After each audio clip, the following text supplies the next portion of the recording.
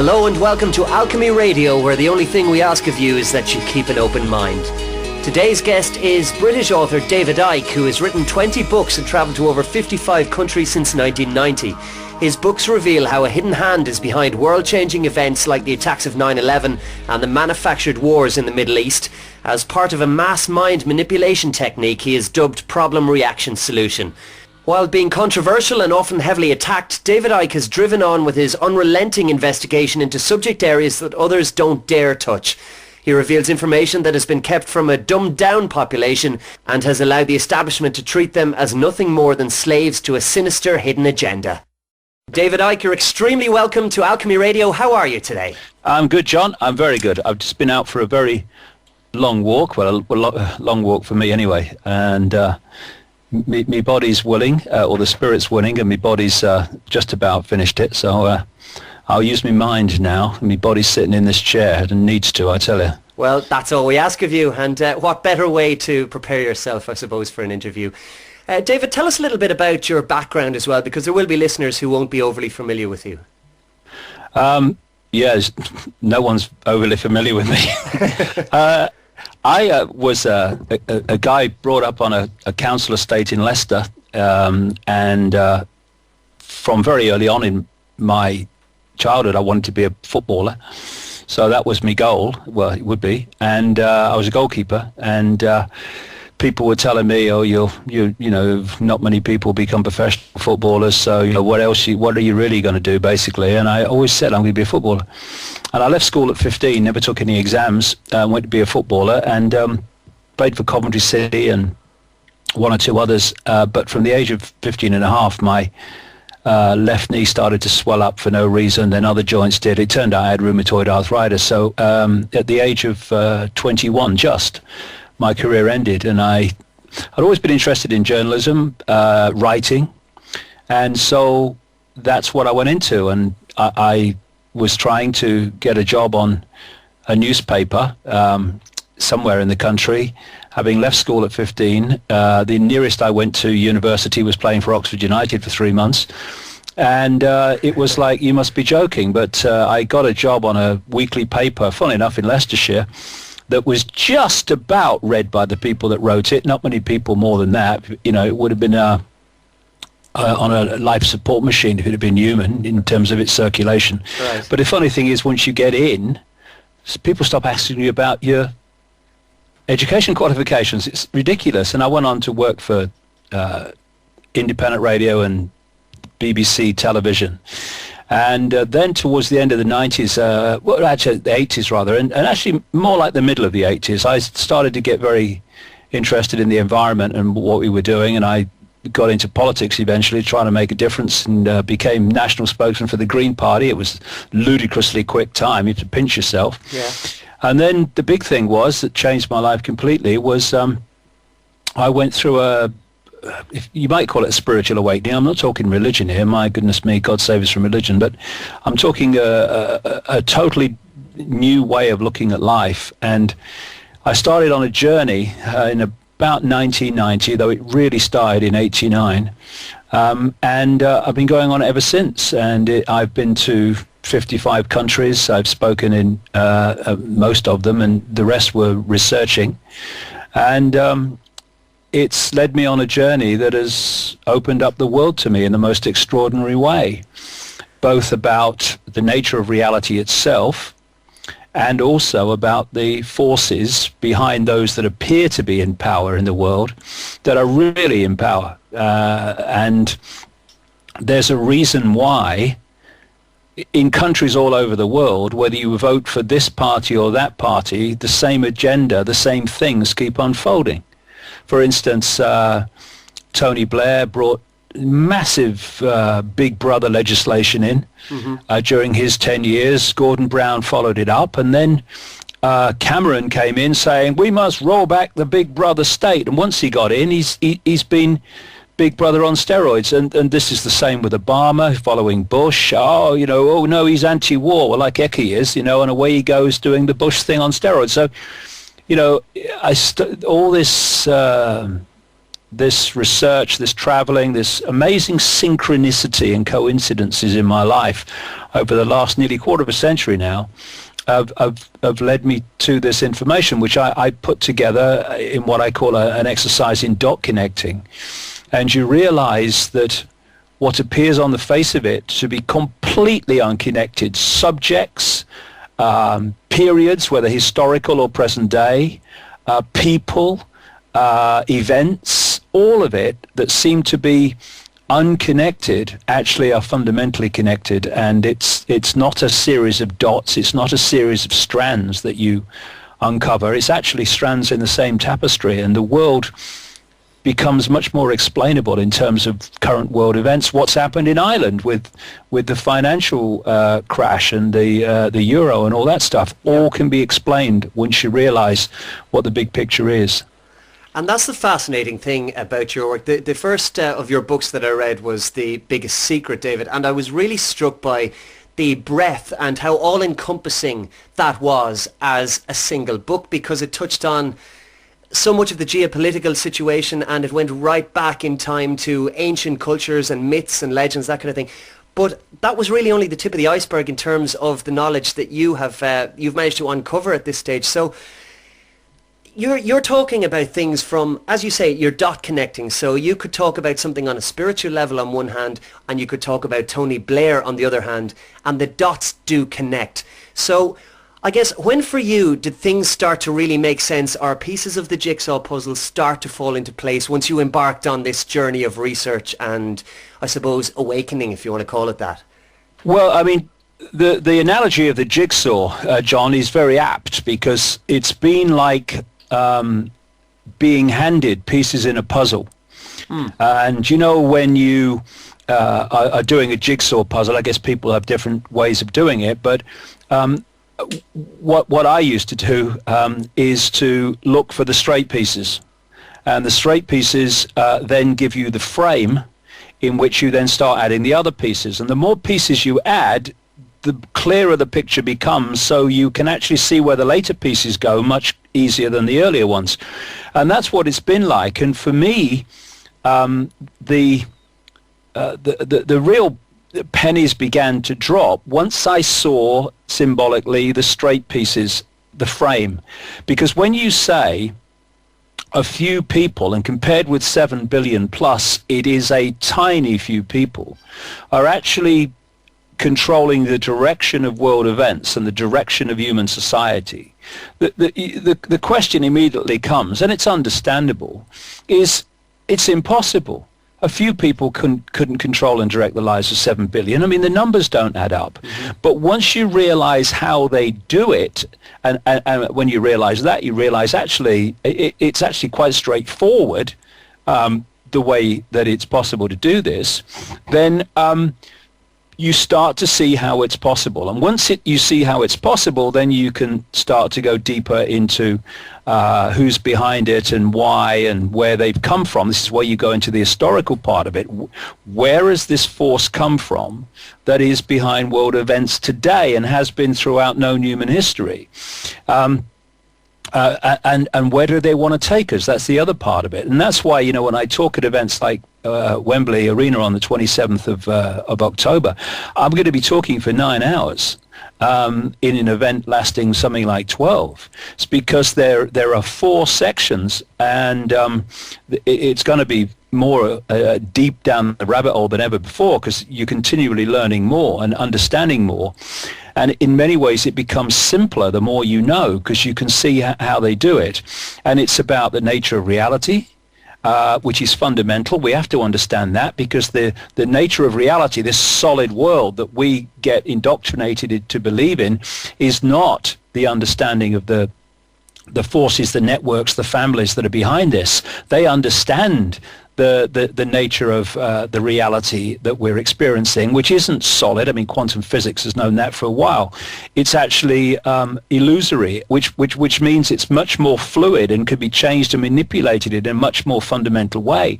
And then you ask the question, well, where has this come from? Because this has not been going on for 5 years or 50 years, or even 500. And then the question is what's happening today and why and how are they doing it, or the banking crashes and the wars and all the rest of it. And then what do we do about it? And all these things are one seamless web, if you like. But it appears when you turn on the news and you go about your daily life that everything is apart from everything else. And you think, well, why are they doing this? This is obviously going to have this bad outcome for people. I mean, why don't they do it this way? Because obviously it will be better for people if they do it this way. Once you realize that they don't want it for better for people, they actually want an outcome which is akin to the world described by Orwell's 1984 and by Aldous Huxley's Brave New World and all this stuff, then you start to realize why they're doing so many things that have bad outcomes for people, because that's what they want. And this is the great tapestry of information that I've put together over the last 23 years. And, I've done it full time. And like I said earlier, I've been to 55 countries.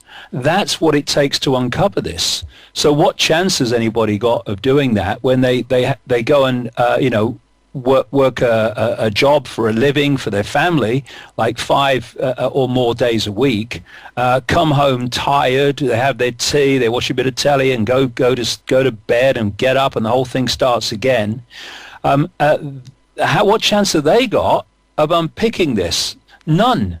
Which is why I've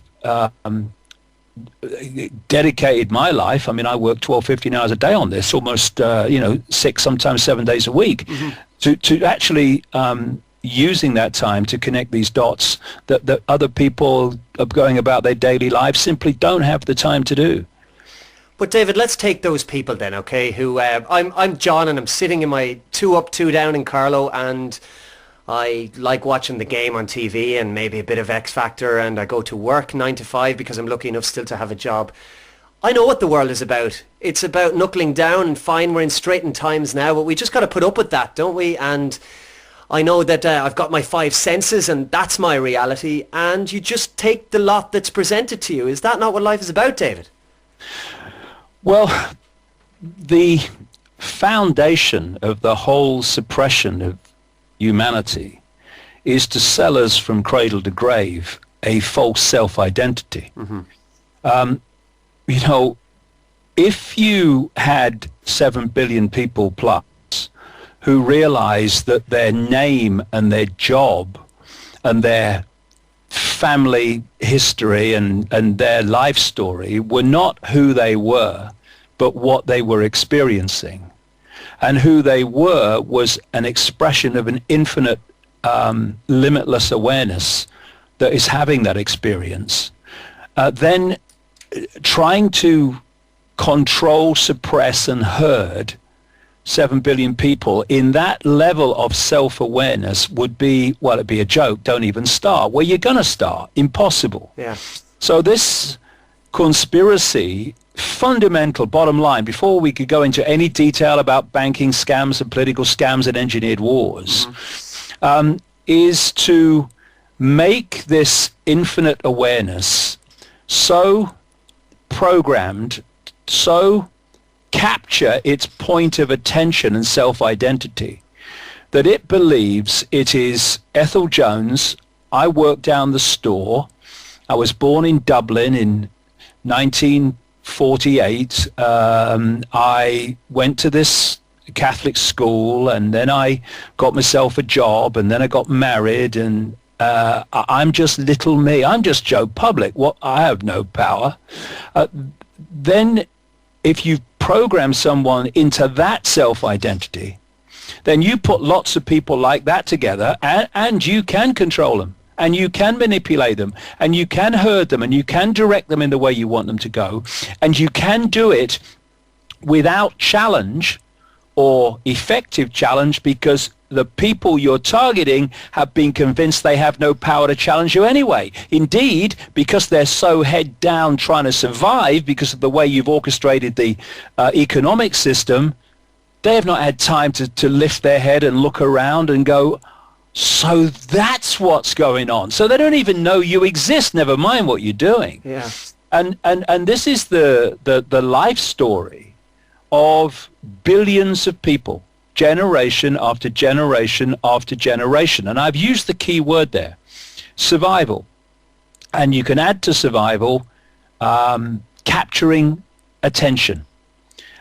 Because if you can get people to wake up every day having to survive another day financially, another week financially, another month financially, if you can focus the attention of people on survival, and those that are more financially fortunate, you focus their attention on achievement, on a career, or people who are into religion, you focus their attention on a religion. What you're doing, John, is you're focusing people on dots. You're focusing on a dot, I've got to survive, and it's a very big dot these days. You're focusing people on the Christian religion, it's a dot, that's my life. You can focus people on Manchester United. Yeah. And it's a dot. You can focus people on, I want to, have this successful banking career, political career, legal career, whatever, media career. It's a dot. And when you're looking at a dot, in that focus, you lose peripheral vision. And it's in the peripheral vision where the dots connect. And if you're only focusing on one, you're not even seeing most of the others, never mind seeing they're actually expressions of the same tapestry. And this is how it's done. And then you've got divide and rule, because what you've got is a situation where there is one infinite awareness, one infinite consciousness, and we are different expressions of it. We're different points of attention within that consciousness. So someone who's obsessed with Manchester United, his point of attention is Manchester United, and someone else's point of attention is survival or whatever. Yeah. But if we just awaken and open our minds, these cliches that have these fundamental truths in them, if we just open our minds, what are we doing? We are expanding our point of attention. We're no longer totally myopically focused on one dot. Now we're kind of expanding our point of attention. We're starting to encompass other dots. Now we've got a chance of seeing how they connect. Symbolically, it's like standing in front of a wall about half an inch away, and you're staring at that wall, and you're trying to work out what's going on. You're trying to work out what it is. You're trying to work out where you are. That's what happens when you focus on dots to the exclusion of everything else. But you start walking backwards, and now you're expanding your field of vision and awareness. Now you see the brick is part of a house. Now you see the house is part of a street. The street is part of a town, and so and so and so on. You go on. Mm-hmm. So you go out to a spaceship, and you see that actually the brick is part of a planet and a universe. So the point of your attention is key, because that's going to give you the fix on who you are, where you are, and the nature of what's going on. And this is why it's so important. If people do not have any kind of open mind, they shouldn't listen to a word I say, because they're wasting their time, and they should never come to an event or read any book of mine. Absolutely waste of time, because it's challenging people.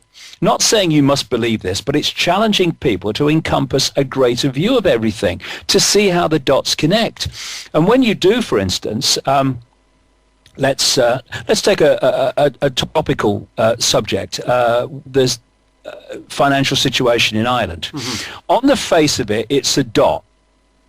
Brian Cowan and the clowns in his circus, yep, made terrible mistakes and crashed the Irish economy, not because the Irish economy or the Irish people were fundamentally to blame for that, but because fantastic amounts of money were taken from the people through the government and handed to banks who got themselves into terrible trouble through outrageous, grotesque greed.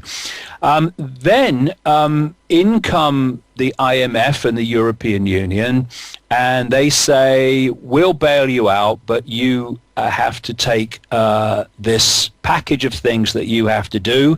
And this package of things means austerity for the people who have not been responsible for it and all the rest of it. Now, you can look at it at that level. But then you can look at it like this, that from the 1980s during Reagan-Bush right through to 2008 when the initial financial crash happened, checks and balances on the banks and the financial institutions were systematically removed and taken away. And what they knew, given the financial system as it is, that if you take the checks and balances away, then unfettered greed is going to run riot and it's going to crash the system. You know that. So the system crashes. And at that time, you had a situation where the banks were in trouble. The people and the governments were not too bad. The banks were in trouble. Yeah. And in a sleight of hand, that trouble was transferred from the banks to the governments to the people. And it was done by the governments using vast amounts of borrowed money to bail out the banks. And then, because the big massive bailouts got governments into trouble, now they are in financial stuck and they need bailing out by the IMF and the European Central Bank, etc., which is our money anyway. And suddenly the IMF and the European Central Bank and the European Union are saying, we'll bail you out, but you've got to do A, B, and C, which, as I said earlier, means austerity for the people. So the banks crash because of the banks' greed. That financial hole is then transferred to the government, and it's from the government it's transferred to the people. Now all over Europe, indeed all over the world, because the American economy is in terrible trouble. It's just a disaster waiting to crash. It's over there. Matter of time. The people are losing their homes. People are losing their jobs and their livelihoods through no fault of their own. They want to go to work. They're not, saying I don't want to work, but there's no work because the economy's crashed because of the actions of the banks. But the banks are still running and paying themselves enormous bloody bonuses, most of them all over the world. It's been the biggest transfer of wealth from the richest few to the many, or from the many rather to the richest few in the whole of human history probably. We've watched it before our eyes. And so when you put it in that context, what happened in Ireland was just a dot within a great tapestry of financial manipulation. Yeah. So what's going on? What we need to understand to get a fix on the world and why these events happen, including wars and all the rest of it, is where does this network of families and secret societies want to take us? They want to take us into a world where a world government makes all the major decisions in the world, where it has a world central bank that controls all world finance, that has a single world currency, which would be electronic, no cash, for which there are fundamental implications for freedom, because at the moment, if you go with a credit card, electronic money into a store or something, and it won't accept your card, at least you can pay cash.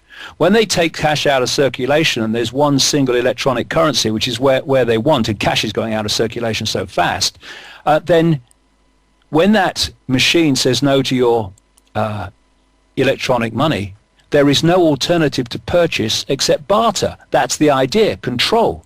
So they also want a microchip population, which people laughed at me years ago when I said that was on the agenda, and now it's being introduced in various guises around the world already. So that's where they want to take us. They also want a world army to replace national armies. National armies would become parts of the world army, with a world army ruling elite dictating what it does.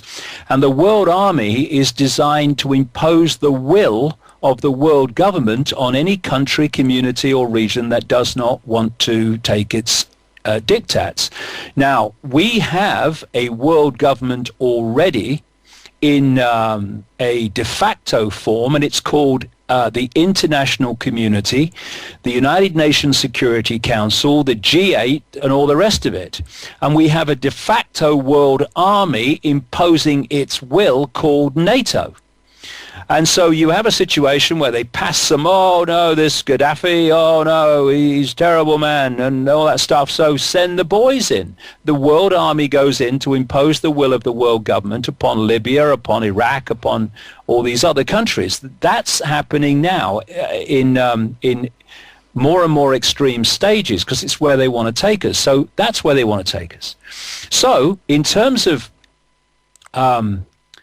how they take us there are two basic techniques of mass-minded emotional manipulation. One I call problem, reaction, solution, where you create a problem covertly. It could be an economic crash, it could be a 9/11, it could be anything that causes a major problem in society. Yeah.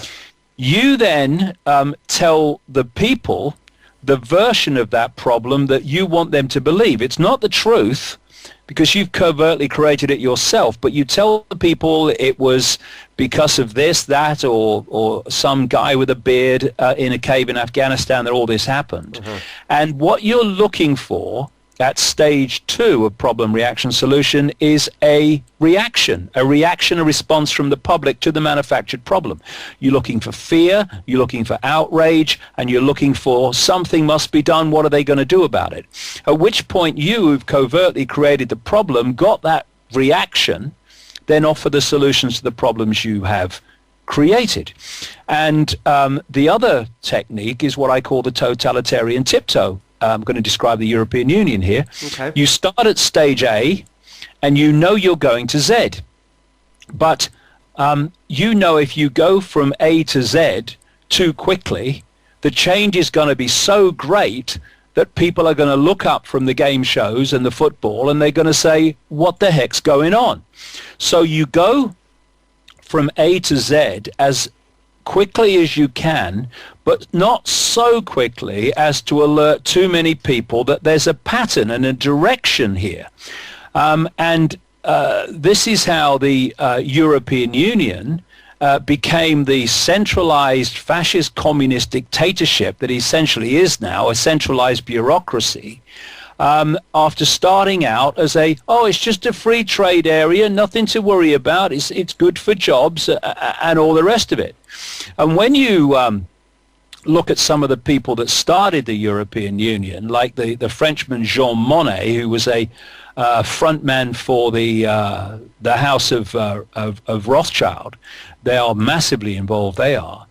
You see their private quotes at the time, that we're talking decades ago, and you see what the game is and why we've ended up where we are now. Jean Monnet is called the founding father of the European Union as it's become, and he said in a letter to a friend, the day after I was born, 60 years ago, April the 30th, 1952, he said, Europe's nations should be guided towards the superstate without their people understanding what is happening. This can be accomplished by successive steps, each disguised as having an economic purpose, but which will eventually and irreversibly lead to federation. So what we've had here is a stepping stone from it's just a free trade zone, more and more, if we just centralize this, it would be more efficient, and we've now ended up with a bureaucratic dictatorship dictating to hundreds of millions of people in fine detail of their lives all over Europe. Now, one of the things on the wish list is a single electronic currency, a world currency for everybody. So the euro is not an end, it's a means to an end. You see, the euro at some point, I'm not saying tomorrow, the euro at some point is going to crash. Why? Because it has to crash, it has not to work, so that they can take that problem and offer the solution, which is this world currency, the more they crash the world economy, the more they say we'll have to restructure the whole world economy to sort out these problems, and it will be restructured in their image. The other thing that they want economically is a world central bank. As a result of the crash since 2008, these institutions and these front men that work for these families and these networks like George Soros and the Roman churches, Catholic churches come out, both of them, and called for a world central bank to sort out the problem, reaction, solution. So what we've seen with the euro, it's simply a mopping up exercise. In one great fell swoop on the stepping stones, the totalitarian tiptoe to the world single currency, the euro has been the stalking horse to remove the mark, the guilder, the lira, all of these things, the Irish currency, and take them out of circulation. So now we're basically, in most of Europe, down to one. That's one step from the world currency. This is how you have to see how the dots connect to realize where they're going. Now, because of this, and this relates to Ireland as well, because this European project, just one of this great tapestry of things they want to change in the world, because it is fundamental to their agenda, to the outcome they want of economic and political centralized bureaucratic tyranny, they cannot possibly take no for an answer with this little nicety like referendums where the people reject their next dose of centralization. So whenever a European country has voted against, in referendums, public referendums, against something they want in terms of more centralization of power, these people have not accepted the will of the people. They have waited a while. Are you listening, Ireland? Do you just sound familiar? They've waited a while, manipulated in the background, and then had another referendum to change the result. That's what happened in Ireland. Ireland could have stopped so much if they'd have voted against it, because at that point, the European Constitution or the European, treaties, whatever, would not have been able to go forward. So they had to have another referendum, and whether it was by absolute fraud or by changing the minds of enough people in Ireland, they got eventually what they wanted. Have you ever known them, John, to have another referendum, just checking after the people voted for what they want? No. Never happens. And then when the Dutch and the French voted massively against the so-called European Constitution, it was so massive that even they realized that how long are they going to have to wait before they could change that result? No, they weren't going to. So what did they do? They said, we're going to change the name of the Constitution to a treaty. Yeah. We're going to keep in actually 98% of what was in the Constitution, but we're going to call it a treaty. We referendum result now because they voted against Constitution, but it's not a Constitution anymore, honest. It's a treaty. And so the Lisbon Treaty went through, and Ireland voted for the Lisbon Treaty and the second referendum. And what happened? We crossed the Rubicon. We crossed that point where so much power was now centrally hoarded by the bureaucracy in Brussels that they can basically do what they like. And what's happened since the Lisbon Treaty is we've had centralization of power on steroids. And they want more and more problems to which they can offer more and more solutions. What has happened as a result of the terrible economic situation in Greece, where people are selling or giving away their children because they can't feed them, where people are committing suicide because they feel they have no hope, what's happening in Spain, what's happening in Portugal, what's happening in Italy. As a result of that, they're saying what we need, this Herman van Rompuy, Rumpy-Pumpy, crikey, I wouldn't trust that guy to tell me the time in a room full of clocks. What are they calling for? And this Barroso, this commission buddy leader, they're calling for more centralization of power for the bureaucracy to solve the problem of the European economic crisis. They have no shame. But without this background knowledge, John, of the goal of this and the methods used to get there, people are looking up, understandably, saying, what's going on? I don't like it, but what's happening? And some people are saying, as you mentioned earlier, oh, it's all right, it's not good now, but we'll come. No, you won't. I'll tell you why you won't come out of it. They don't want you to come out of it until changes take place which suit them, by which time the solution is in place, and then they'll move on to the next problem.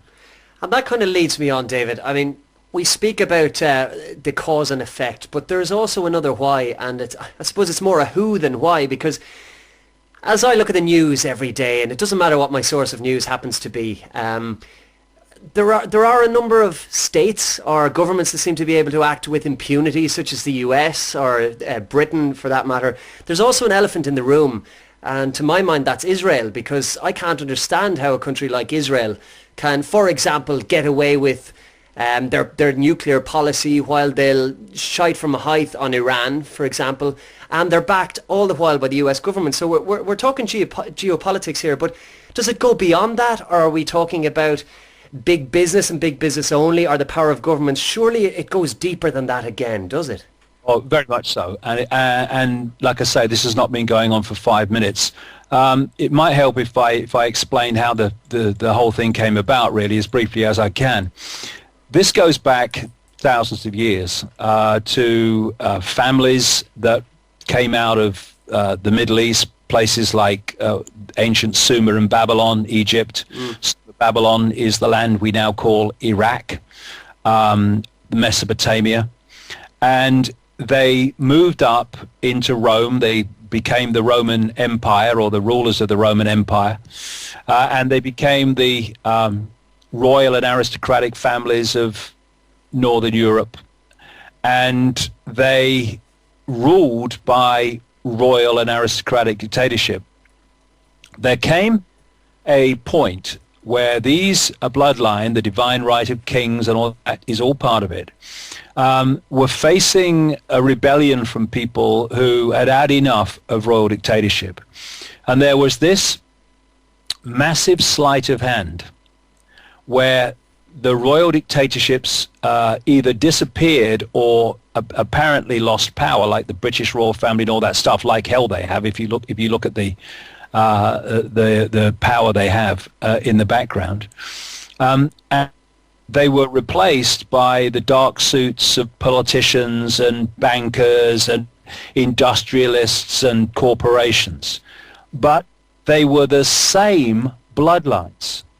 They may not have had a crown on their head, but they were the same bloodlines. It's a network of families. And what they did was to, through the European empires, not least the British, expanded their influence all over the world. And when they went into the Americas, into Africa, into Asia and Australia and New Zealand, they obviously expanded and took these bloodlines out to these far-flung places. And they took with them the secret society network, which covertly manipulates these people and their agents into power to dictate society at all levels: corporations, banks, politicians, military, all of it, media. And then there came this apparent point where the powers of Europe, the colonial powers of Europe, gave independence to the former colonies. And the British Empire rolled back, and these other empires rolled back. But that was only on the surface.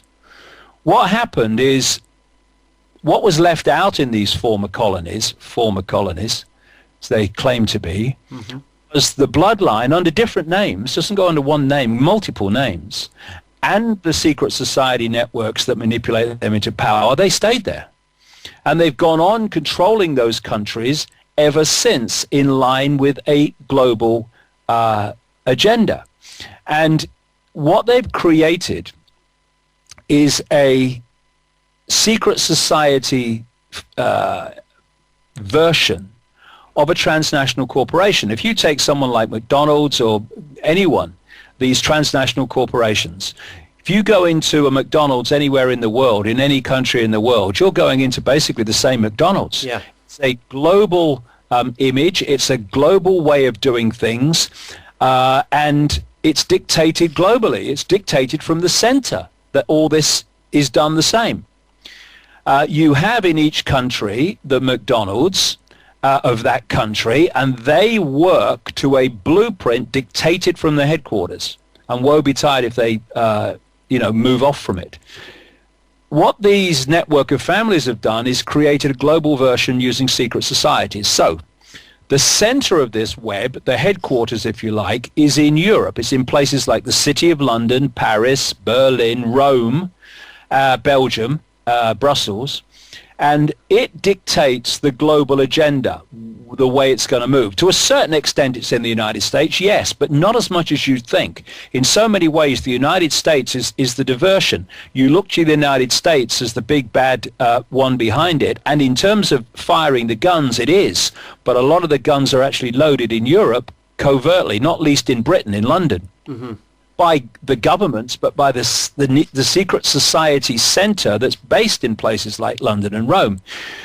And so in each country, you have a network of families and secret societies that has the job of imposing the centrally dictated agenda upon their country in terms of banking, finance, government, media, and all these institutions that dictate society. And so the center dictates the global agenda, and each of these satellite, if you like, subsidiary networks that we call countries, those secret society networks impose the central agenda in their sphere of influence. And this is why when I travel around the world, I see the same things happening in different countries, often at the same time, using the same excuses, because it's centrally coordinated. And so you have the center of the web. And the center of the web, what I call the spider, is dominated, because these families are also a hierarchy, by families like the royal families of Europe to a large extent, but there's also the banking families like the House of Rothschild, the House of Rockefeller, etc. And the House of Rothschild comes up again and again, ancient and modern. The House of Rothschild did not create Zionism, what I call Rothschild Zionism, to keep underpinning the true creators and controllers of it. Tell us what Zionism is, David. Zionism, even in its play-out expression, is a political system. It's a political view that things should happen. But at its core, this is what people miss, it's another secret society, and a very, very important one. And so I call it Rothschild Zionism because the Rothschilds created it. The Rothschilds orchestrated the imposition on the Palestinians of the state of Israel. Some breakaway members of the Rothschild family have confirmed this and said that Israel is just the fiefdom of the Rothschilds.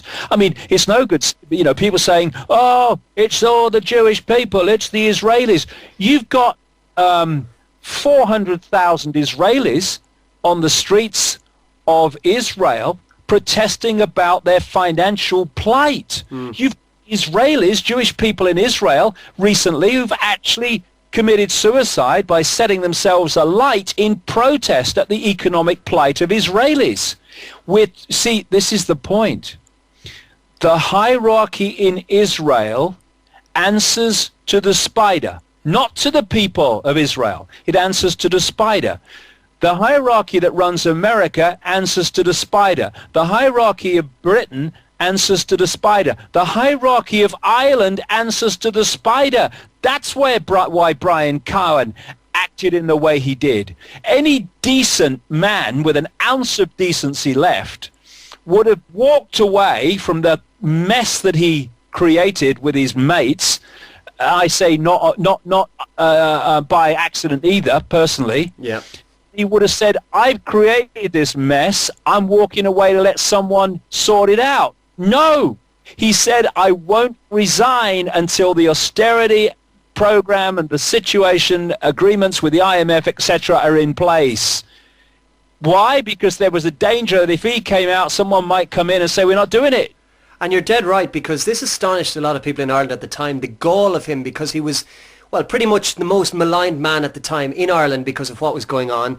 And rather than walk away, he did literally give the middle finger to the people and said, no, I'm going to oversee this. I'm going to make sure this happens. And it's exactly what he did. You've hit the nail on the head there. Yeah, but you know why he did it? Because he was terrified not to do it. I mean, you know, when I look at Brian Cowan, is there life on Brian Cowan? I'm not sure. I don't see much brain cell activity myself, but he's just a front man. He's like, there's basically three types of people that become at the top level of politics. There's the tiny few who actually are in on the game to some considerable extent, support it, and take those decisions based on that support for the agenda.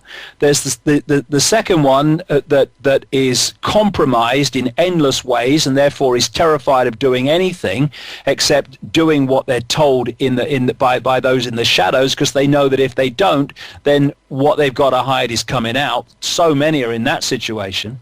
And there's the other type that just want power and prestige and all that stuff just for the sake of it, and know that they have to please these people in the shadows if they're going to do it, and they have to do that by doing what those in the shadows tell them. But when the referendum in Ireland, the first one, was going pear-shaped in terms of the result that the European Union hierarchy wanted, the fear on Cowan's face was there to see. He was told, this is how it works. You do not leave office until this is in place. And therefore he did exactly what you've described that he did. And the man should be in jail. Never mind in exile, away from politics. He should be in jail, what he's done to Ireland and its people. I agree. But these people, they get away with it because, of course, the people control the orchestration of the next people that come in as well. I mean, you know, the way that the Cameron government has gone out of its way to protect Tony Blair, apparently the opposition, from actually facing the consequences legally of his actions in office has been, you know, blatant. This is how it works. You know, we're supposed to have two political parties. In every now and again we might get a bit of one as an alternative, but mostly we don't have any alternative at all because they're controlled by the same force. So you then have this situation then where these networks in the individual countries dictate to those countries and push those countries in the same direction dictated from the center. Now, one of these major secret societies, like I say, is Rothschild Zionism. And so you get this extraordinary situation in America. I've documented it in my books. The Jewish population of America is less than 2%, and many people, Jewish people, are not Zionists. They don't believe in Zionism. People have no idea how many Jewish people go on rallies and protest, because the media never covers it, protesting against Zionism and what it's doing to the Palestinians and all the rest of it. Massive rallies sometimes in places like America, but it's never reported. So people think that everyone who's Jewish must be a Zionist. It's not really true. And many of the people who are Jewish and consider themselves Zionists only do so because they don't understand what actually Zionism really is. And the number of Rothschild Zionists in positions of power in America, the Rothschild Zionists completely controlled the Bush administration through organizations like the Project for the New American Century, which was behind the invasion of Iran, of Iraq, and the invasion of Afghanistan, etc., is incredible. I mean, it's unbelievable. There have been books written about it. Like, hold on a second. Less than 2% of the population, but everywhere you seem to look, there they are. They control Hollywood, Rothschild Zionists. They control the American media. Jewish people have come out and said this. Oh, of course we do. Anyone who says we don't is talking ridiculous. Look at the names. Then you've got Rothschild Zionism controlling clearly Israel, and people like Netanyahu, and you've got them controlling Britain through Rothschild Zionists like David Cameron, etc. And the same in so many other countries around the world. So their first allegiance is not to the people. it's to Rothschild Zionism a secret society. And by the way, there's very few things that Joe Biden, the deputy president of the United States, has said in his life, probably, that I agree with. But one thing is undeniably true. He said once, you do not have to be Jewish to be a Zionist. Some of the major Zionists in America are the Christian Zionists. People like this John Hagee and all these people that get into the pulpit, they're not Jewish. They're Christians, but they're Christian Zionists, because Zionism is not a race. It's on one level a political philosophy, and on another level deeper, it's a secret society. So when you then see, John, the bewildering on the face of it, if you don't understand the background, fantastic amounts of money that are given by the American government to the Israeli government for weapons and other things. It obviously doesn't get to the people, or they wouldn't be, setting themselves alight in protest at the economic plight. It goes to the elite of Israel, and it comes from the elite of America. It's because it's one hand of Rothschild Zionism handing to another hand of Rothschild Zionism. And this is how it works. This is why no matter what Israel does, America will never come out against them anywhere, never mind in the UN Security Council. Same with Britain. Same thing, because all three countries are controlled by the same force. Same with France under Sarkozy, probably under the new guy as well. And this is how it works. This is what's going on in the background. And of course, as I've been talking about for years and years, part of this agenda is to create a third world war, which would be a massive global problem, just like the first two, to which they can offer a massive global solution. Now, the solutions to the proposed and introduced to World War I and World War II were massive centralizations of power.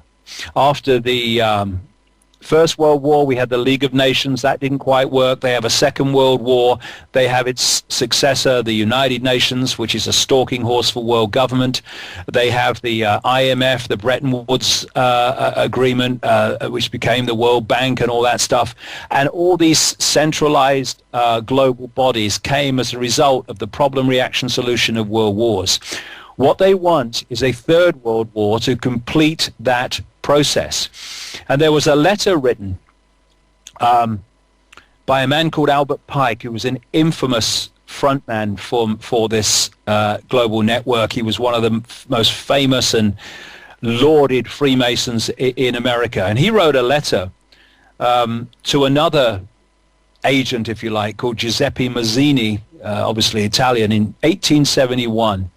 In which he described 3 world wars that would transform the world. He described the First World War and what would happen. That was accurate. He did it the Second World War. It was accurate. And this is what he said in the letter about the Third World War. The Third World War must be fomented by taking advantage of the differences caused by the agentur of the Illuminati, that's one name for this network, between the political Zionists and the leaders of the Islamic world. The war must be conducted in such a way that Islam, the Muslim Arabic world, and political Zionism, the State of Israel as we call it, must mutually destroy each other. They couldn't care less about Israeli and Jewish people in Israel. Netanyahu won't be there when the bombs fly. Meanwhile, this letter from Pike said, the other nations, once more divided on this issue, will be constrained to fight to the point of complete physical, moral, spiritual, and economical exhaustion. And he goes on to say, then we move in and say the only way to save everything is to do what we suggest you do, which would be to create the world that they've been working for so long towards. So what we're looking at with what has happened in Iraq, what has happened in Afghanistan, what is happening or has happened in Libya and the civil war that's now unfolded there, and what they are doing in Syria covertly, as they did covertly for a start in Libya, and this obsession now for so long of the invasion of Iran is to, yes, get control of vast oil and gas fields, yes, but it's to trigger World War III. I've been saying for years that the idea is to create a trigger out of the Middle East that would bring NATO, the NATO countries, in a world war with the alliance of China and Russia. And we're now seeing this division unfolding where particularly Russia, but China to an extent too, are supporting Syria, and they're supporting Iran in this problem reaction solution, or alleged problem reaction solution of Iran and its not nuclear weapons, but plan to have them, it is claimed. Meanwhile, as you mentioned earlier, we have Israel with a vast arsenal of nuclear weapons, courtesy of the United States, who have not signed the Non-Proliferation Treaty, and there is an official policy agreement between America and Israel, which Obama said he was going to continue when he came to office, where America doesn't ask about Israel's nuclear arsenal and Israel doesn't talk about it. These are the people that are targeting Iran, that has not invaded anyone in living memory, while the United States and Israel are the two most trigger-happy countries on earth.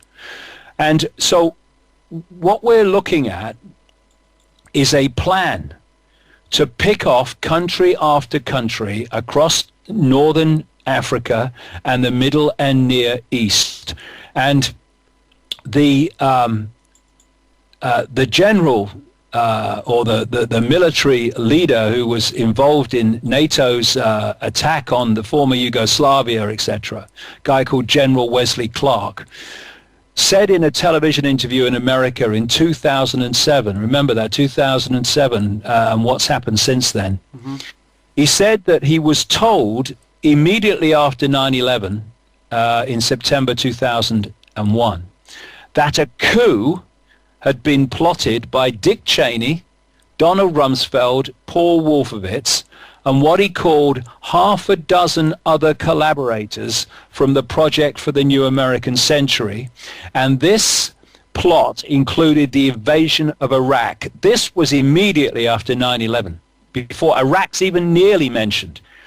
And Cheney, Rumsfeld, and Wolfowitz were all prominent members of this Project for the New American Century, which was controlled by Rothschild Zionists, people like Richard Pearl, Paul Wolfowitz, etc. And it's interesting that in September 2000, this Project for the New American Century produced a document calling for a wish list of things it wanted to happen with the incoming Bush administration that they knew was going to win, because it was going to be made to happen even if he didn't do it legitimately, as we saw in Florida, etc. Exactly. And what they said was they wanted to invade and take over countries like Libya, Syria, Iran, Iraq, etc.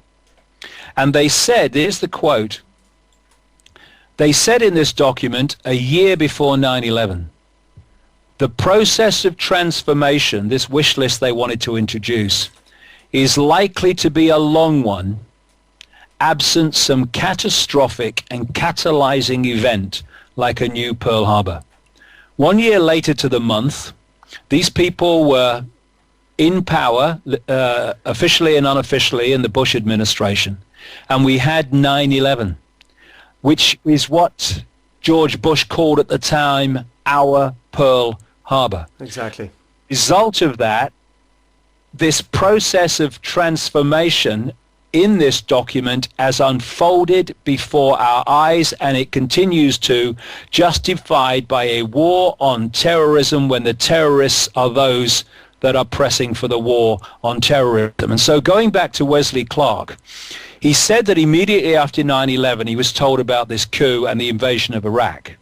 6 weeks later, he told this television interviewer, he saw the same officer from the Pentagon, and he asked him, why haven't we attacked Iraq? Are they still going to attack Iraq?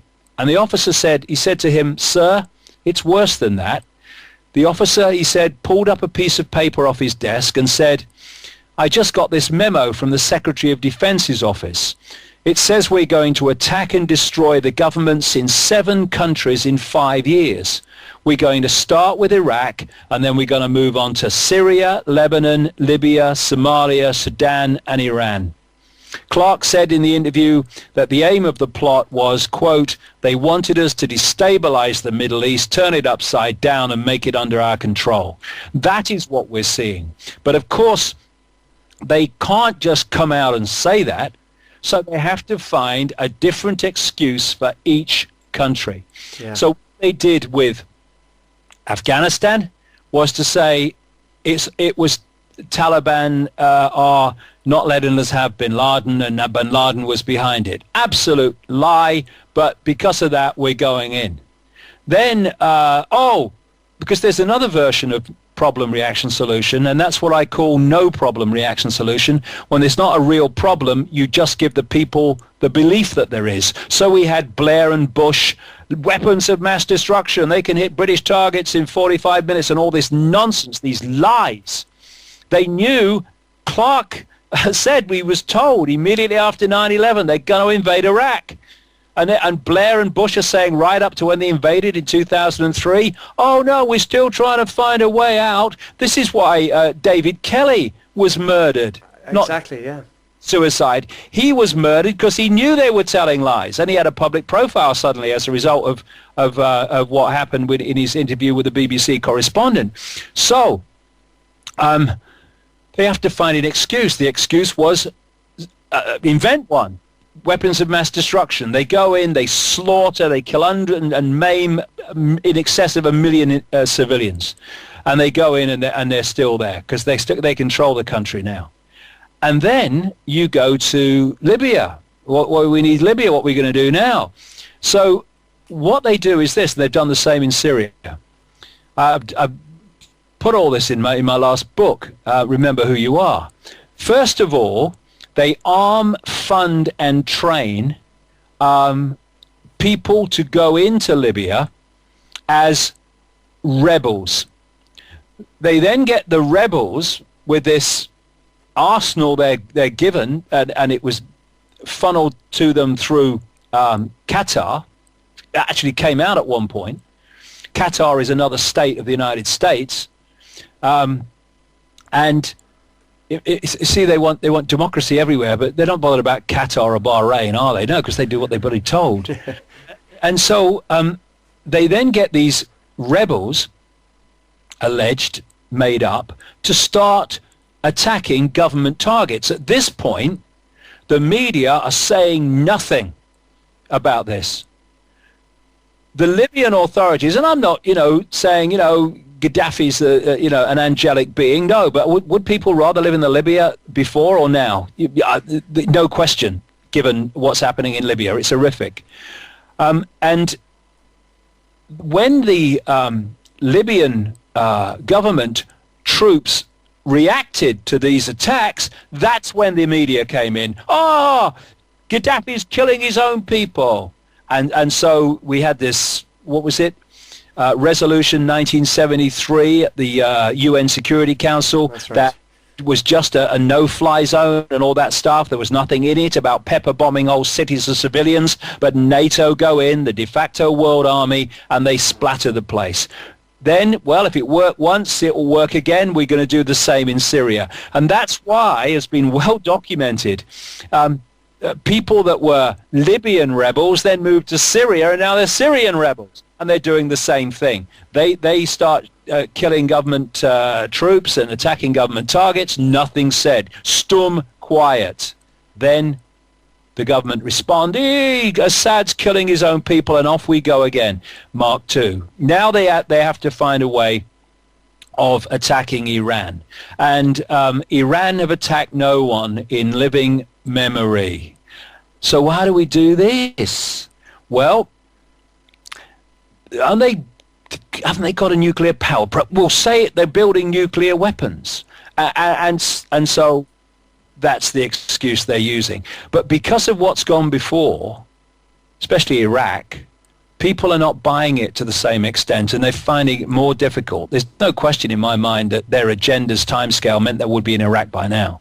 In Iran by now, but they're not, because the aftermath of what happened in Iraq, etc., has meant they've got more skepticism to deal with. But this is what's happening, and what they want is the Syrian situation to roll over into Lebanon, so that they can do that, and then roll over into Jordan, and they've got the Sept. And what they're now trying to do is connect Iran to both Lebanon and Syria, so that they can say we need to attack Iran also, because they are supporting these government attacks on their own people in these countries, because they're going to start claiming that against Lebanon at some point. So this is how it all fits together. But that's what I've been talking about here, is only one small aspect, massive as it is for the people involved in the implications of a vast global plan. And that's why, at the Wembley event, I'm going to be talking for 9 hours. That's why my books are kind of massive, some of them, 355,000 words. Mm-hmm. It's because you need that to connect all these apparently unconnectable or unconnecting dots, which are fundamentally connected. And there's so much more we could talk about, David, but I mean, as you say, we don't have 9 hours now, obviously. But tell us a little bit about Remember Who You Are, because your latest book touches on not just the geopolitical situation, which we've spoken about for quite some time now, but it touches on the spiritual side of things. And I suppose the rabbit hole goes deeper and deeper again, because it ties in aspects such, and this will be foreign to many, many listeners, such as the Saturn Moon Matrix and what's really going on outside of, I suppose, our conscious. And it talks about the subconscious and goes into quite a lot of universal concepts as opposed to our five-sense reality. Yeah, well, five-sense reality is the prison. It's by a self-identity of purely the five-sense self that people think they're Ethel that works at the store. I have no power. But if people realized who they really are, the body, I call it a biological computer. Increasingly, there are some scientists who are going down that road too. And I left school at 15 to go and play football. You can educate yourself, and you can uncover these things yourself. You do not need, in fact, one of the worst things that can happen is a long period in the education system, because we can all program from its version of everything. But I call it a biological computer, and I call it body-mind. And body-mind is basically the five senses and a little bit beyond them. And our lower emotions, all surrounding fear and all the emotions that come from them. All the hatred, all the conflict comes within this body-computer reality overwhelmingly. But what we are infinite awareness, having that experience. However, if you can pull, here we go again, if you can pull someone's point of attention from the expanse of I am infinite awareness, having an experience through a five-sense vehicle, into only the five-sense vehicle, now you have got someone, in terms of their point of attention, not only in the world, but of the world. Because when you are having an experience, but you are aware of your true self, you are in the world, you're interacting with it through the body, but you're not of this world in terms of the point from which you're observing it. So you're seeing things. You're on top of the hill looking down on the town. You're not stood staring at a brick from half an inch away. So you can see what you can't see in that state. And the whole system, John, is, including the education system, science, and all these other institutions, they are designed to pull our point of attention into the five senses, and the five senses overwhelmingly alone. And religion does this. They call it spiritual, but it's about five senses overwhelmingly. And anyone that expands their awareness and starts talking about other dimensions and the illusory nature of reality, most of the people in the religions will call them kind of Satan and all that stuff. So, people are defending their own prison. You know that scene in The Matrix where Morpheus and Neo are walking down the street dodging people, and there's a shot of a person given a ticket, and paraphrase Morpheus, but he says basically these people are so inert, so what I would say programmed, that they are defending their own prison and fighting to defend it. That's what the people in the military are doing, John. They're fighting to defend their own prison on behalf of the people that have imposed the prison. It's crazy, but if you don't see the bigger picture, then you can work out some rationale in your mind for doing it. Oh, we've got to stop bin Laden. Well, bin Laden was on the payroll of the CIA for decades, and not least during the Russian or Soviet invasion of Afghanistan. I mean, oh, please. And so remember who you are is about remembering, because that's what it is. We are being manipulated to forget. We're in an amnesic state, forgetting our true nature and believing what we're told we are. Remember who you are is remembering the true self. And when you do, your whole life changes, because your point of perspective has changed. You've moved your point of perspective from facing the brick to looking at the town from the top of the hill. The world doesn't look the same. You and your potential no longer look the same. And this is the worst nightmare of this network, that we remember who we are. That's why I say remembering who you are is the revolution, because everything comes from that. When you start to remember who you are, you start to open your heart to the true intelligence, the true source of intelligence, which is the heart. This is where we get our intuitive knowing from. When people say, I just know, they don't put their hands to their head. They put their hands to their chest. I just know. Yeah. Why? Because instinctively, the body response is following where that is coming from, which is the heart. And I don't mean the physical heart, though that's an expression of it. I'm talking about the energetic, what we might call the spiritual heart, because the so-called physical body is just a hologram. Even some scientists are now beginning to see the blooming obvious and realize that it's holographic. This whole so-called physical reality is holographic. It's an expression, the holographic level is like a movie screen, and we need to deal with what's being projected on that screen and change that, and then the movie changes in our lives collectively and individually. So when we open our heart and move our point of observing and perceiving everything from purely the brain to the heart, then we start to access an innate intelligence, which is beyond thinking. When you say, I just intuitively know, or I intuitively feel, intuition has not gone through a thought process of working it out. The mind, which is very low level of thought, does not go, well, I'm going to go there tomorrow, that's it. It's like, okay, let's look at the options. If I go there, what's the consequences of going there? I've got to break that appointment. And then, I've got to organize a train ticket to go there. It's going to be a hassle.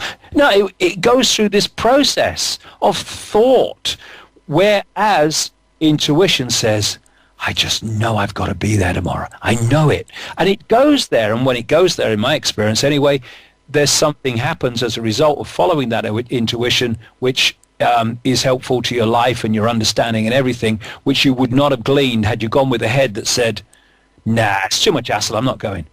And it's a whole new way of interacting with the world. And this is where synchronicity comes from.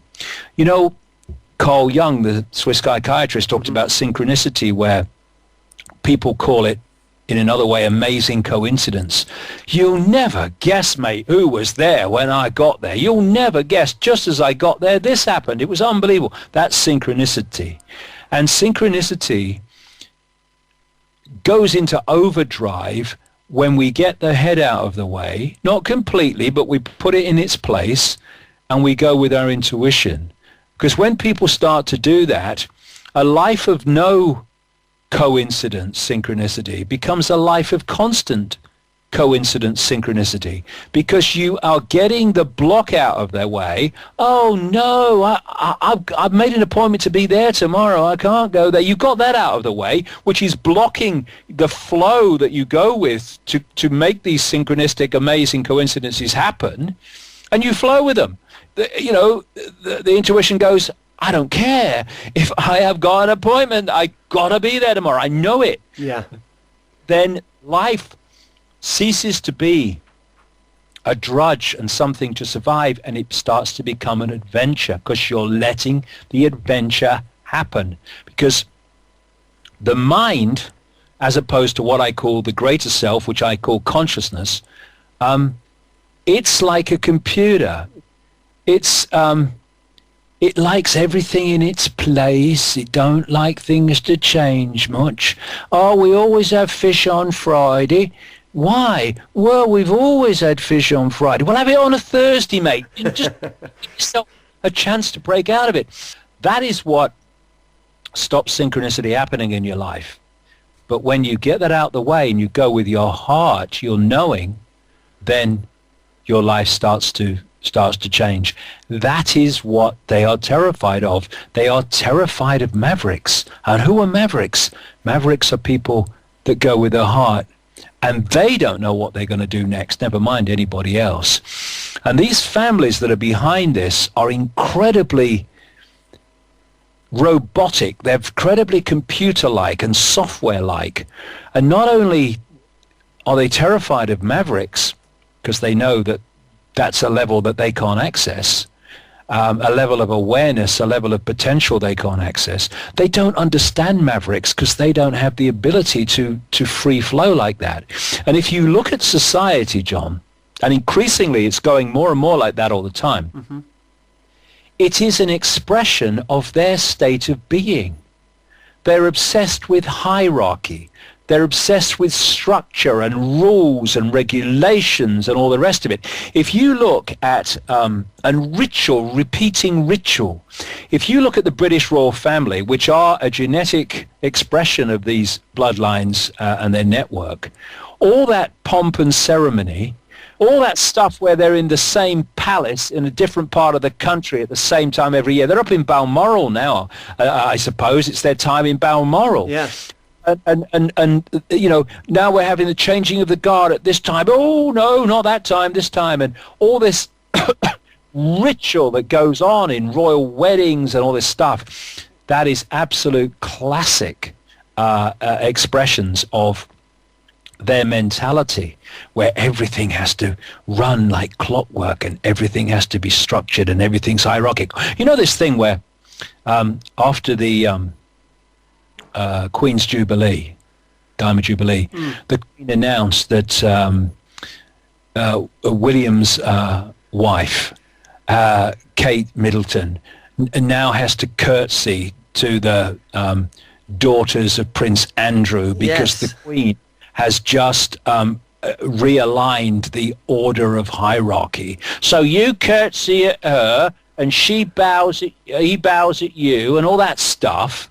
That's classic, the mentality of these bloodlines behind this whole conspiracy. And thus, society express their mind.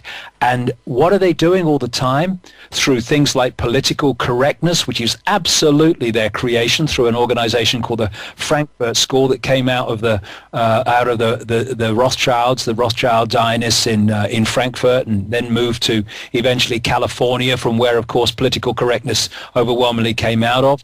That's to suppress people so they can't express their view, they can't express their spontaneity and all this stuff. So you have people in some councils, they don't say we're going to have a brainstorming session because that might upset people with epilepsy. We could call them thought showers and all this stuff. And people with epilepsy say, we don't bloody mind, we don't connect the two. Oh, well, we don't want to upset you. It's not about not upsetting minorities. It's about suppressing the ability of people to express themselves. And you look at everything. It's almost impossible these days to go through a working day or a day without breaking some kind of law, knowingly or unknowingly. There was a law passed, a new law, every 3 hours during the 10 years of Blair in Downing Street, and so it's gone on. And these laws and regulations are all to suppress our ability to be spontaneous, our ability to express our uniqueness, ability to follow our intuition, because they want to put us in a mental, emotional, spiritual, and physical prison. And that's what this is all about, and that's why the world's going in the Orwellian direction that it is so fast. And that's exactly it, David. I can remember from being back in school, as early as then, being very, very frustrated by, I suppose, being almost forced to conform or to be in a specific box because somebody told me that was the way it was done. And my experience in school was that it was a very suppressing environment. Personally, I'd be quite a creative person, and I would like to think outside of boxes. That wasn't, I mean, not only was that not encouraged, that was outright forbidden in the school that I went to. And I think that's repeated throughout not just the education system, but society, as you've said, in general. And it's real, I don't know, our complex thinking to suppress the creative side or the emotional side or even the spiritual side of people. All these, the feeling is almost to be overridden by the thought. And for me, there should be harmony between the two. Well, you're absolutely right. I mean, if you sat down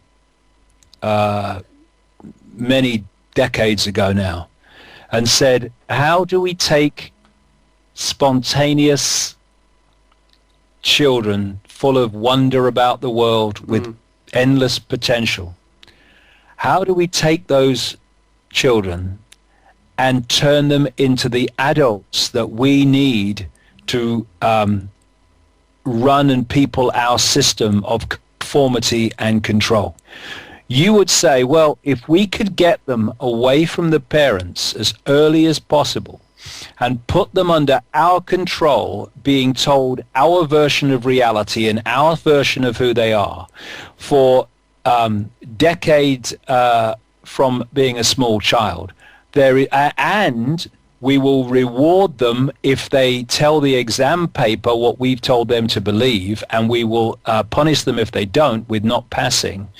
Then we won't get all of them. Some of these blooming humans, they can be so maverick, you know. But we'll get most of them, and we'll have the adults we want. Now, what do children learn from school? One, they learn that truth comes from authority. They learn that intelligence is the ability to remember and repeat. They learn that an accurate memory and repeating what you've remembered are the way to intelligence and reward. That non-compliance with this system is punished, and that you need to conform intellectually and socially. And what school is, let's take away all the other stuff that hides this fact. What school is a prison. It's a prison. It's a prison that allows you to go home for a few hours before you come back compulsorily. It's like being a prisoner who's electronically tagged, that has to report to the police station once or twice a day. Only instead of, the guy going to the police station and having to sign that he's been there and goes home, the children stay in the prison even longer. And you have prison warders called teachers, and their job is to tell the children to believe what the curriculum, i.e. the state, has told them to believe. And if they do that, they get advancement to become head teachers or whatever. And if they don't do that, and encourage the children to think for themselves, then they're out the door very quickly. And there's another advancement of that now, of course, where the people that control the banking system are the same people ultimately, these network of families that control the education system. And so now they've got 2 for 1.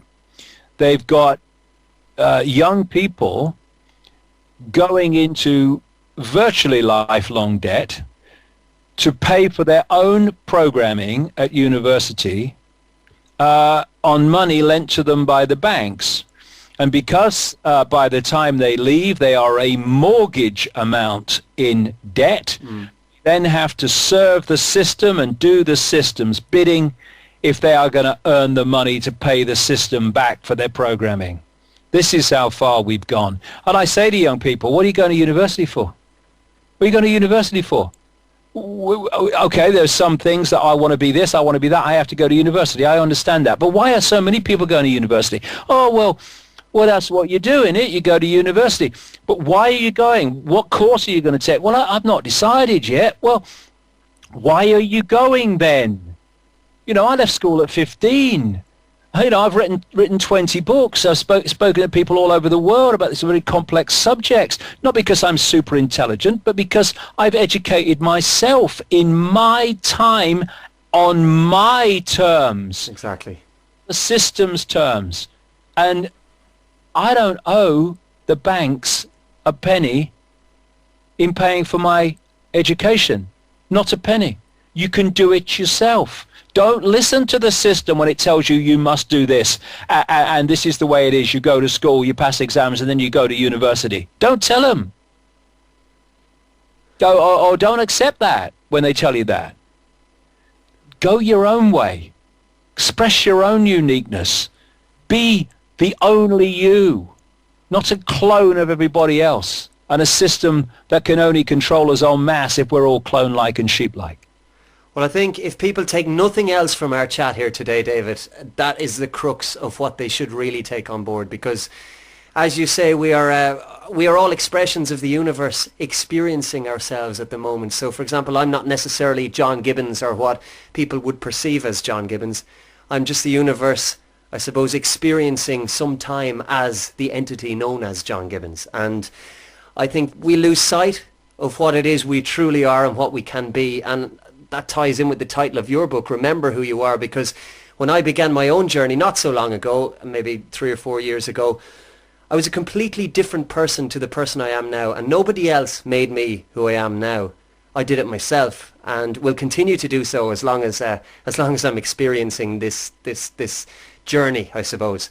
So I think your words are poignant, and there'll be a lot of people out there who will want more. So tell us first off about the current book, and then tell us about Wembley. Well, Remember Who You Are is about that. Who are we? Where are we? What is the nature of reality? But there is a heck of a lot, because I'm a dot connector, explaining all the subjects we've talked about today, and a lot more in terms of the current events that people are experiencing and the background to world events. What I wanted to do, John, with Wembley, and we took a big financial gamble with it, big, we can't mess around anymore. We've got to go for it. This thing's moving fast. Yeah. Was to give people the opportunity to gather in large numbers, many thousands.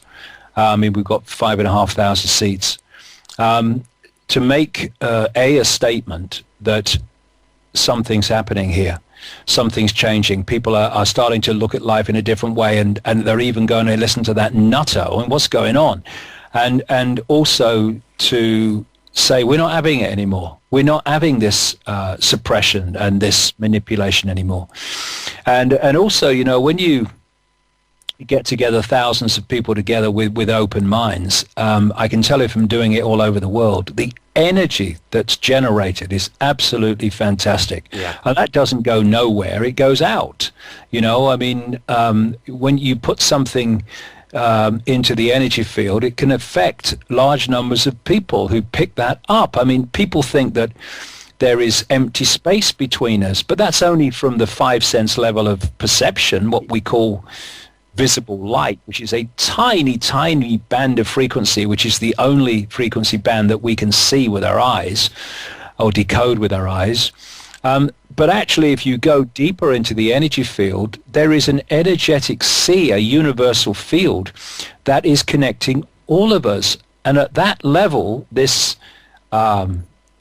energy that's created at this event goes out at that level into the electromagnetic field, into the ether, or whatever you want to call it. And it changes the nature of the sea, because the conspiracy is about controlling that sea of energy, which they know exists, and they're working it all the time.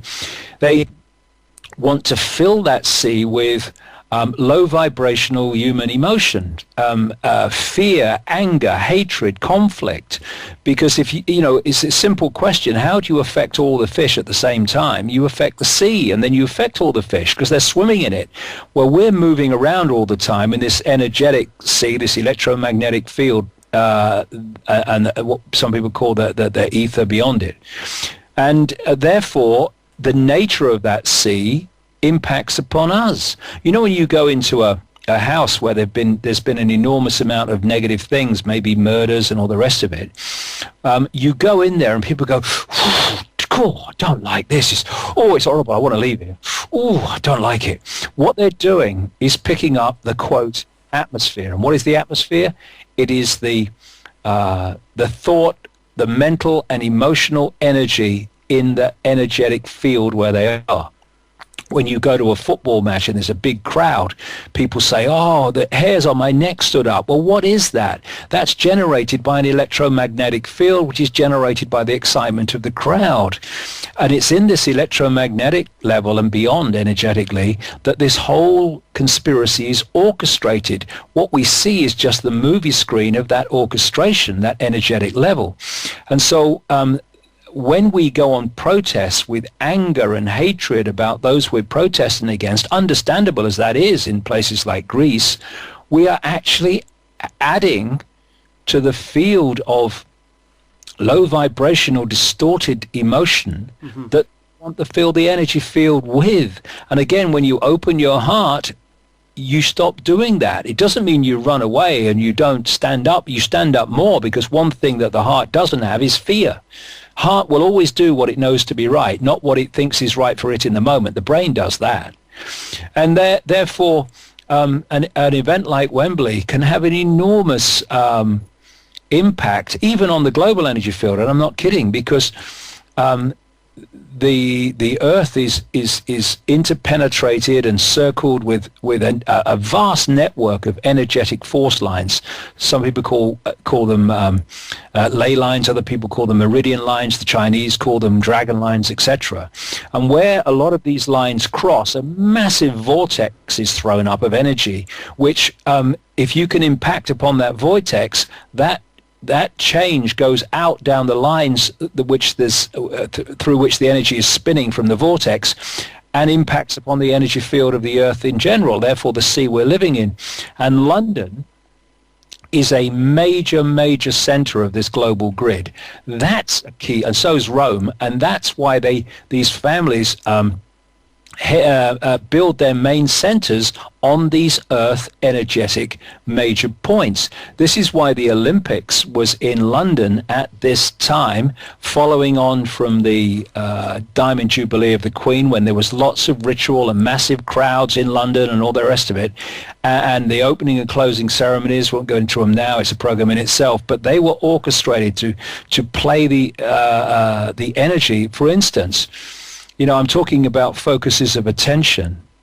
At the point where that Olympic flame came together in that very unique way that it did at the end of the closing ceremony, billions of people worldwide, not just the 80,000 in the stadium, billions of people worldwide were focused upon that flame. And there's a very true line that goes, energy flows where attention goes. When you can have somebody, I was doing a radio interview the other day, and the host was talking about the fact that he felt someone's was looking at him. He says, "I felt like the eyes in the ear, stuck in my back." He said, and I turned round and there was someone staring at me. Well, obviously it wasn't the eyes of the person that he was feeling.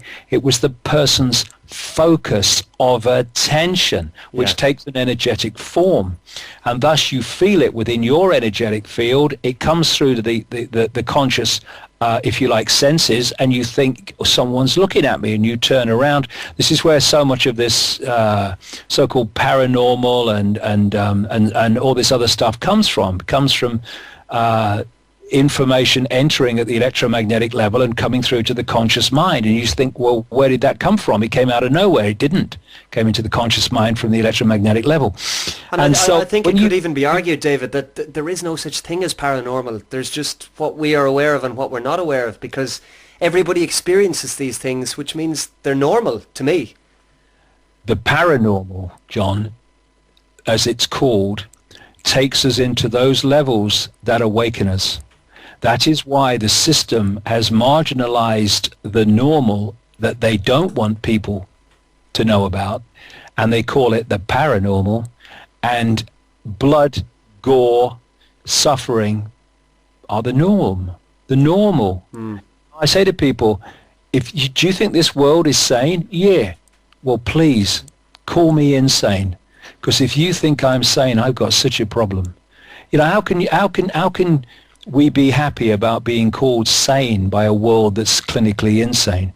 So when you think about the eyes on the back example, and someone feels it and turns around, imagine the energy generated by the focus of billions of people on that flame.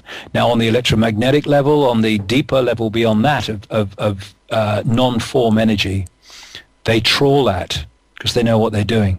Because this is not just about a network of families in human form. It's about things that go much deeper than that. And I go into that in great detail as well. Well, David, I must say I'm very excited about the October event, October 27th in Wembley Arena.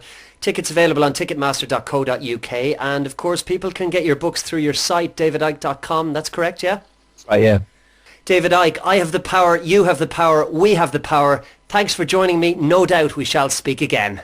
Yeah, we need far more people like you who actually stand up and give people a voice, mate. Thank you, and all the best in the future. Alchemy Radio.